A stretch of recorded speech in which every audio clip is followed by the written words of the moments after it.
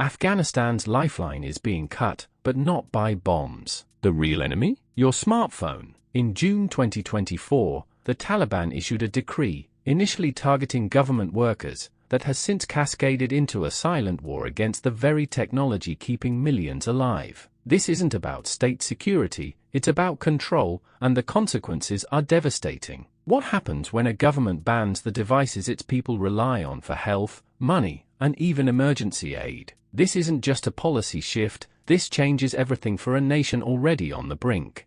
In June 2024, Afghanistan's Taliban administration issued a sweeping smartphone ban. It first targeted government employees, judges, police, and military personnel. The decree came without warning, shocking officials across the country. Military courts in 8 zones enforced the decree. Violators faced immediate confiscation and destruction of their devices, plus Sharia punishment. It wasn't a slow rollout, it abruptly cut communication for thousands. Government offices instantly became paralyzed, and fear spread widely. The stated aim was vague, hinting at security concerns. Yet the immediate impact delivered a profound jolt to daily life. It forced the once fragile digital infrastructure into sudden retreat. Soon the scope stretched beyond official circles, casting a shadow over every citizen.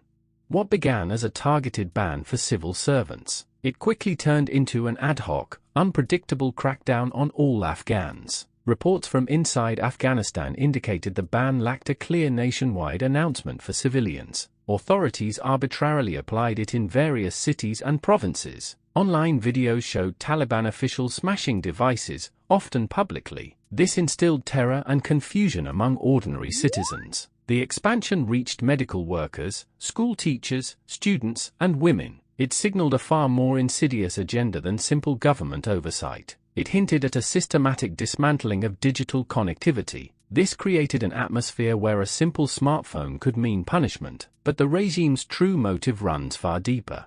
Smartphones have served as an indispensable lifeline across Afghanistan. They form a fragile support system for millions. Over 70% of Afghans rely on platforms like WhatsApp for critical daily functions. Families consult doctors remotely. They bridge vast distances and dilapidated infrastructure. They arrange transport to distant clinics. They transfer money from relatives abroad. They document instances of abuse or injustice. Authorities deny traditional schooling for many girls and women. Smartphones provide their only education access. People built this digital network from necessity and resilience. It supports survival in a nation often on the brink. However, the numbers tell another story.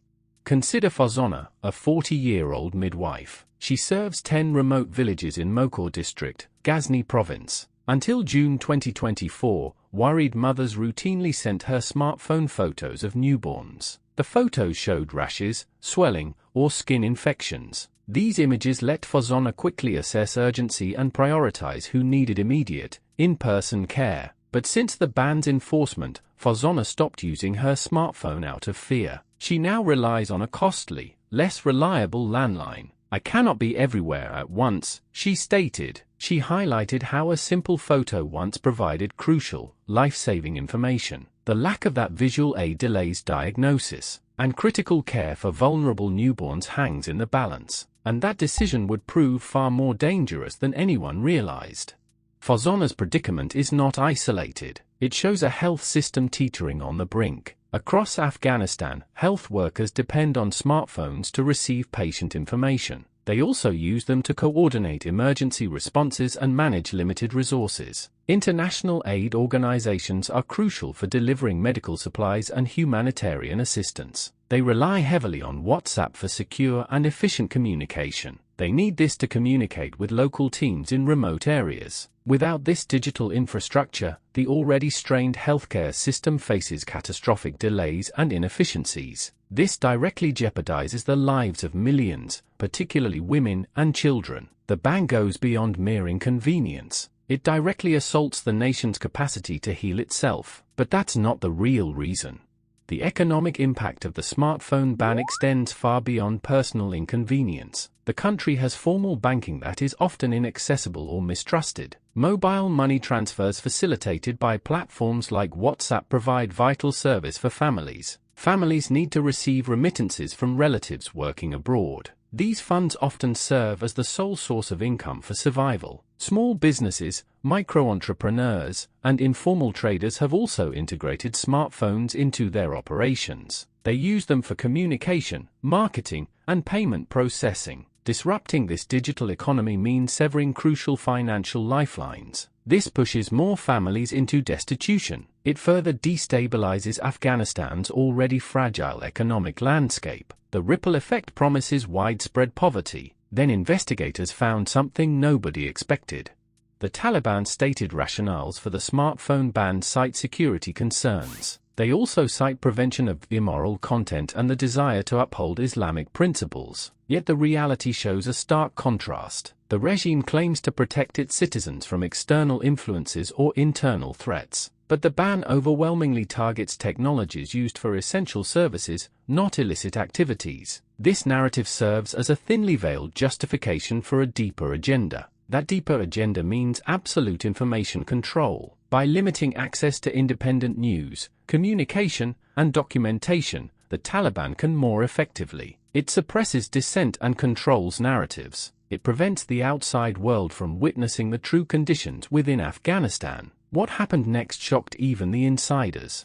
The smartphone ban operates as a potent weapon of social and political control. By restricting digital communication, the Taliban effectively isolates the population. This makes it exponentially harder to organize, share information, or document human rights abuses. This digital iron curtain prevents independent reporting from reaching the outside world. It also stifles any nascent internal dissent. It forces citizens back into traditional, easily monitored communication channels, or it cuts them off entirely. This systematic dismantling of digital freedom forms a calculated move to solidify power. It ensures the regime dictates not only what its citizens can do, it also ensures the regime dictates what they can think and know. The long-term implications for civil liberties amount to immeasurable.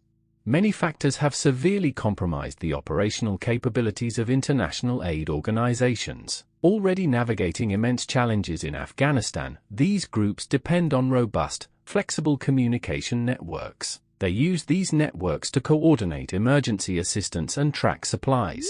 They also manage personnel across vast, often dangerous territories. WhatsApp has end-to-end encryption and group messaging capabilities. It serves as an invaluable tool for secure and rapid information exchange. Without it, logistical nightmares escalate. This delays critical aid deliveries. It also hinders real-time assessments of humanitarian needs. The ban effectively places an additional, arbitrary barrier between suffering communities and the assistance. That assistance could save lives. However, the numbers tell another story.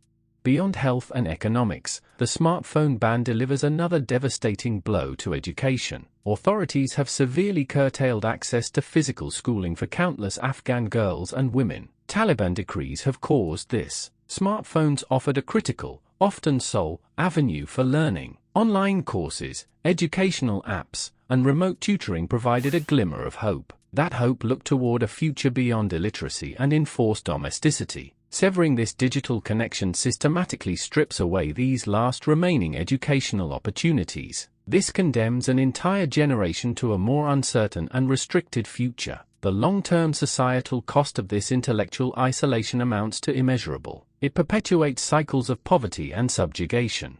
Despite the Taliban's draconian measures, the human spirit for connection and survival persists. Reports indicate a burgeoning black market for hidden, unregistered phones. Ingenious methods of communication are emerging in the shadows. People are adapting and finding ways to circumvent the ban. They do this even at great personal risk. This quiet resistance, born of necessity, highlights futility of severing a population's digital lifeline. This applies in the 21st century. While the ban imposes immense hardship, it also fuels a determination to remain connected. This illustrates that even the most oppressive regimes struggle to extinguish human need. It also shows they struggle to extinguish the need for information and communication. This forces a constant cat-and-mouse game across the digital landscape.